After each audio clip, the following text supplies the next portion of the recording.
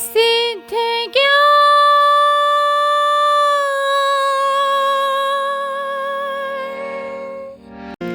श्री राम श्री राम श्री राम श्री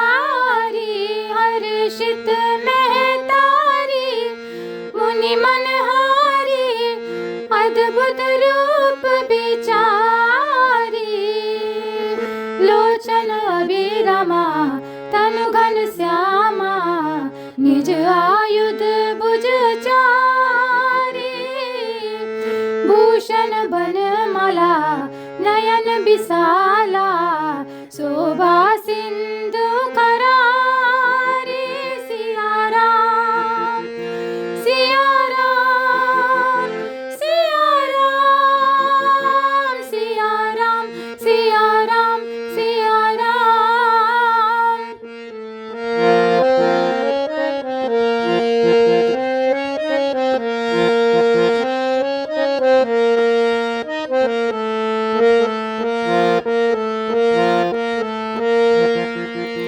कह दुई कर जोरी स्तुति तारी के विधि करो अनंता माया गुण ज्ञाना तीत माना वेद पुराण बनंता करुणा सुख सागर सब गुण आगर जेहि गावै श्रुति संता सो मम हित लागी जन अनुरागी भयउ प्रकट श्री कंता सिया राम सिया राम सिया राम सिया राम सिया राम सिया राम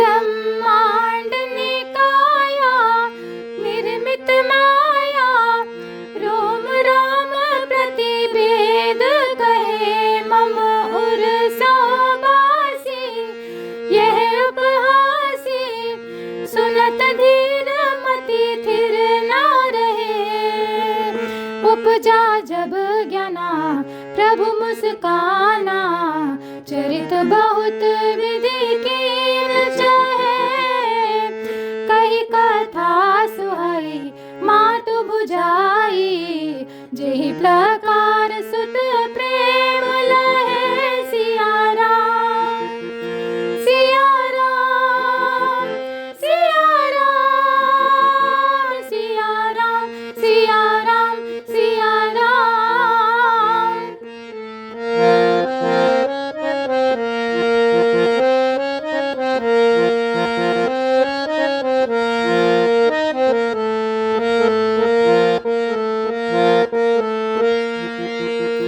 माता पुनि बोली सोमति डोली तजहु तात यह रूपा की जैसी सुलीला अति प्रिय शीला यह सुख परम अनूपा सुनि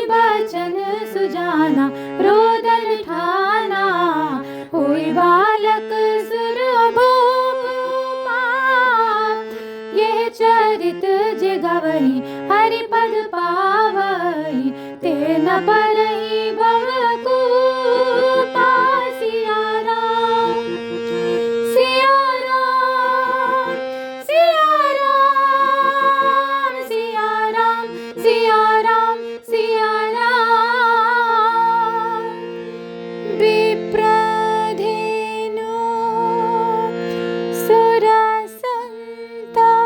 सुरसंताहित लीनमनुज अवतार निज इच्छा निर्मित तनु माया गुण गोपार।